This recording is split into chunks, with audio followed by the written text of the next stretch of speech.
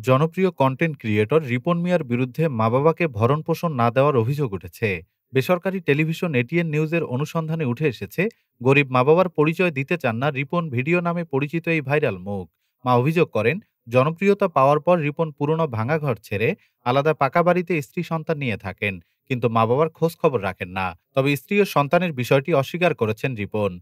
দাবি করেন, যাকে স্ত্রী বলা হচ্ছে তিনি আসলে তার বড় ভাইয়ের স্ত্রী। রিপন আরও অভিযোগ করেন, সাংবাদিকরা তার অনুমতি ছাড়া বাসায় ঢুকে ভিডিও করেছেন। অন্যদিকে কষ্ট পেলেও ছেলের জন্য দোয়া করছেন মা। বলছেন সে বড় হইছে, আরো বড় হোক। অন্যদিকে রিপনের বাবা জানান, আগে তার সহযোগিতায় ভিডিও করত ছেলে, এখন আর দেখেন না ছেলের ভিডিও। সংবাদ প্রকাশের পর বিষয়টি নিয়ে সামাজিক মাধ্যমে আলোচনা সমালোচনার জন্ম দিয়েছে। ডেস্ক রিপোর্ট, আজ বার্তা।